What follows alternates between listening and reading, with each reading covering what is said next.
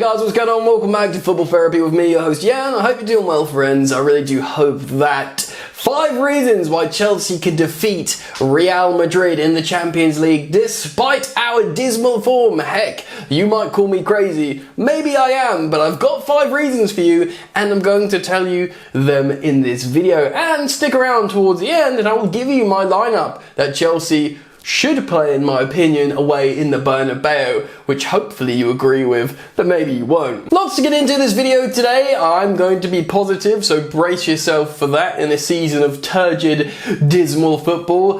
Who knows? The vibes have been good in Europe. Maybe Vibes FC will finally turn up in the biggest game of the season and see if we can get over the line. Thank you for joining me for this video today. If you do want to support the content, please do drop a like. It means a lot. You are welcome to subscribe, of course, and I would always urge you to comment down below as and when you feel you want to, I guess.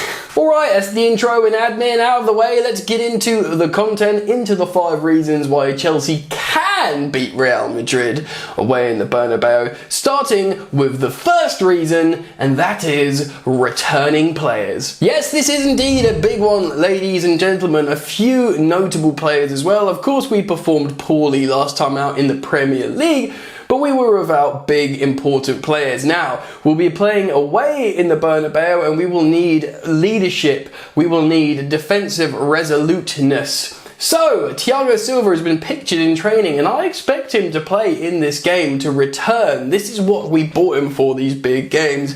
So with Thiago Silva marshalling the players at the back, that would be a huge plus for Chelsea. And of course, there is the totally unique and brilliant N'Golo Kante to return to the side. It's been suggested Frank Lampard left him out of the last game because he is saving him for this match. And we know when N'Golo Kante turns it on in the Champions League, he absolutely can be a difference maker. And even that start he got in the Premier League against Liverpool, he looked pretty darn good in terms of stopping Liverpool and playing really well. And make no bones about it, ladies and gentlemen, Chelsea's main task in that first leg away in the Bernabeu is to stop Real Madrid. So of course these are 2 titanic returns in Thiago Silva and N'Golo Kante, but if also you're talking about last time out, we were without Ben Chilwell, who's been playing really well for us and will need to exploit the wide areas against Real Madrid, so him returning as well could be massive for Chelsea, and just those 3 players alone make a huge case for the first reason of why Chelsea can beat Real Madrid, or if not beat, at least get a result. Right, let's move on to reason 2. Now you gotta take what you can get these days, and Real Madrid lost last time out. They played a football match at home in the Bernabeu. Of course, they lost to Villarreal 3-2. They shipped 3 goals at home to Villarreal. Surely Chelsea can emulate what Villarreal can do, right? Maybe on their day, on a big Champions League night. Of course, you might argue that Real Madrid will turn it on a big Champions League night, but at the same time, it's good they're coming off a loss. It's good that they look like they can be beaten. I know they got all overexcited after smashing up Barcelona away in the Nou Camp.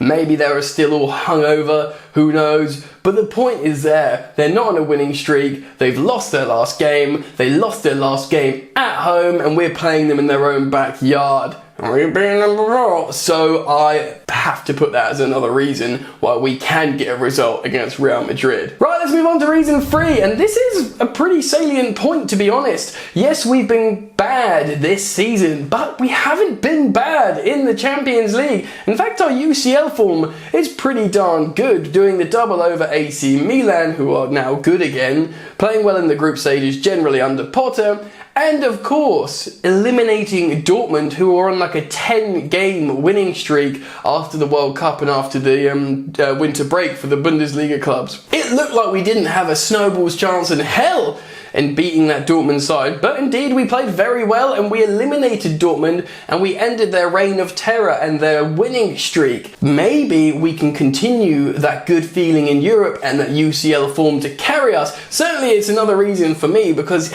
I know I shouldn't say this, players sometimes heads drop when their form drops in the competition, or that in the league. If the league's gone for a reason, they lose inspiration, these egos, these players, perhaps they're not, I'm not condoning it, it's absolutely wrong, but maybe subconsciously they're not all in, where perhaps in Europe they are all in, and they believe they can do it, because most of them have done it before. So the Champions League and UCL form is a reason to grasp onto, and that's reason 3 for me. Right, let's move on to reason 4, and this is one of my favourites, and that's Chelsea's recent form against Real Madrid. We've outplayed them most of the time. Of course, we eliminated them 2 years ago when we went to go, and was it 3 years ago now, when we went to go on and win the competition, and of course last season when we played them, we outplayed them for the majority of the tie, but was undone in moments. In fact, we were 3-0 up away in the Bernabeu with like 10 minutes to go, and they end up scoring 2 to see them win the tie, which is heartbreaking stuff. And it was moments of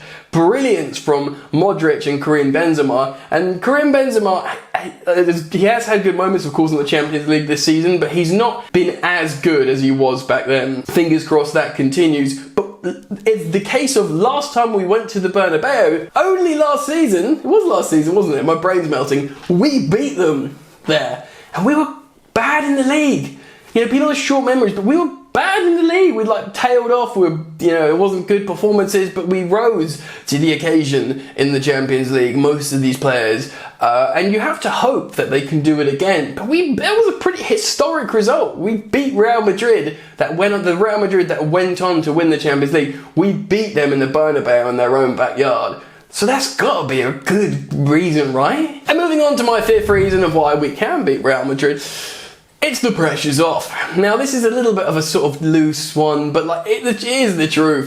They are absolutely expected to slap us about. They are the champions of Europe, so they're in a title race still, I believe, in La Liga. We are 11th in the Premier League, and we're out of the cups, and we're not playing well. We sacked 2 managers, we're in disarray, and Chelsea are, quite rightly to some degree, a laughing stock. So on that, Chelsea are expected to get touched up massively by Real Madrid. We just are. I mean, of course, you and I can talk about these positives and these reasons to be hopeful, and that makes sense, because of the form against Real Madrid, the form this season in the Champions League, etc., etc. But from the layman's, outside perspective, they are expecting us to get annihilated by Real Madrid, and Real Madrid will be expected to really put it on us. So if we go there and we play pragmatically, I don't know, I feel like that just works in our favour. The season's pretty much over. You've got such a hard run in the Champions League. You've been playing badly. Let's just look to next season. There'll be an element of just go out there and do it, Just go out there and it's not all or nothing. So I feel like that could work in our favour. And for me, that completes quite a well-rounded 5 reasons. That makes a lot of sense. So let me know, but we're about to move on to a lineup that I'm going to build. But let me know what you think of that. Comment down below. I'll be very interested to learn your thoughts, feelings on those 5 reasons. Maybe you have more. Maybe you can test what I've said. But yeah, I'll be very interested in reading those comments. So yes, let's move on and have a look at a lineup that I've built for this game. Right, as you can see next to me, I have built a lineup for the away leg, the first leg away at Real Madrid in the Champions League in the Bernabeu, mate. And because the away goals rule doesn't exist anymore, it's not that important to get an away goal. It's important to stay in the tie. And to do that, I'm going with pragmatism. I think Frank Lampard will play a back 3, and he should play a back 3. I reckon maybe he just played a back 4 at Wolves to partly throw Real Madrid off the scent, maybe a little bit, although they just stick to their ideals generally. But I think with returning players, and to get the best out of the fullbacks, the wingbacks, will go over back 3. For me, he has to, especially away. And I'll go for a midfield 3, so I'm going for a 3-5-2, and I'll explain, you can see the lineup, but I'll talk myself through it. So Kepa stays in goal. Mendy can't just pop out of nowhere to play in goal in this game, despite having a good positive history in this competition and against Real Madrid. It's the man in form, or the man who's got the most chemistry with the current team, that is Kepa Arrizabalaga, so he will remain between the sticks. And I believe Thiago Silva will play this game, so of course he will play down the middle, marshalling hopefully the majority of the team. And Thiago Silva for me will be flanked by Wesley Fofana on his right, who is an excellent young centre-back. And of course, Benoit Badiashiel's not registered for the Champions League. I do not want to see Cucurella there, though there's a chance he will just appear there. But I want to see Kalidou Koulibaly there, who of course is registered for the Champions League and often can play on that left-hand side. So I think that's a strong back three. Of course, all French-speaking in terms of communicating, but I think that makes a lot of sense, that back three. And it's got leadership. It alleviates Koulibaly from having to be a leader a little bit with Silva, but you've got the youth there, you've got experience, and I feel like it makes a lot of sense. Got good strength, and that for me is a good back three.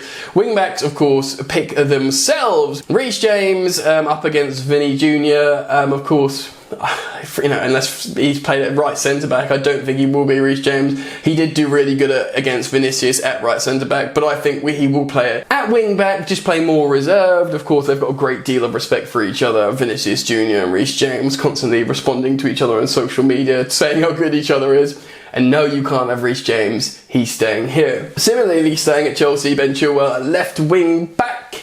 Getting up and down, dynamic. I think that makes a lot of sense. Now, three-man midfield for me. Of course, Enzo starts. Of course, N'Golo Kante starts. And I put Kovacic there as well. I was thinking of Mason Mount playing as quite a reserved number 8.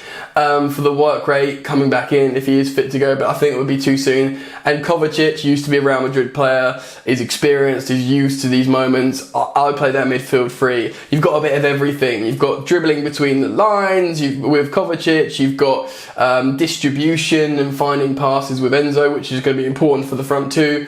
And of course, you've got the interceptions and ground covered and pressing from the amazing N'Golo Kante when on form. So with that, the front two, I'm not going to go for Havertz. He is good in this competition. It does suit him, the speed, a little bit more than the Premier League, so I won't cry if I see Kai Havertz.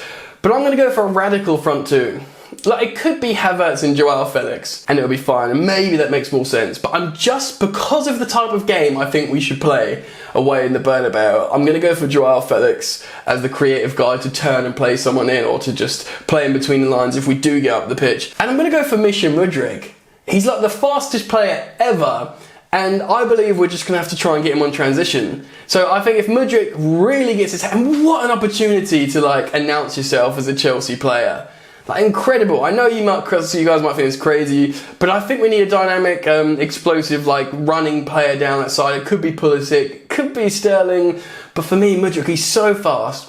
If he can just sort his head out for this game and receive balls from Enzo, long passes from Enzo over the top, or through balls on the deck from Joao Felix, it'll be all on Real Madrid to try and score goals and batter us. If we hold tight with this really pragmatic and talented team I've picked, and just wait for that opportunity and get Mudryk running in behind. Werner ripped him to pieces when he played him on 2 seasons in a row. Werner can do it. Mudryk, you can do it too, I believe. I'm not going to do a score prediction. I just want a good result. And a good result could be, obviously it would be 0-0. Would be a good result for us, depending on how good we could play at Stamford Bridge, which is not necessarily a given, but a draw or a 0-0 or something like that, or even just a loss by 1 goal would be fine. And it gives us a little bit more time to prepare for the return leg at Stamford Bridge to remain in the tie. But it's real tough, and that's my lineup. What do you guys think now? I'm really interested in reading everyone's thoughts, feelings, and opinions. It's up to you could be disillusioned, disheartened with, Frank Lampard as manager, not going to mastermind a super game, but maybe he can rouse these players to basically just lift themselves for this competition, because they are better. They're so much better than what they've been demonstrating. So that's what I hope. I'd be really interested in hearing what you guys have to say, so make sure you do comment down below. Thank you for joining me. Let me know if you've enjoyed this type of video. Please do consider liking the video and subscribing if you're new, because you're welcome here. Alright gang, that's me. I'm out. Peace.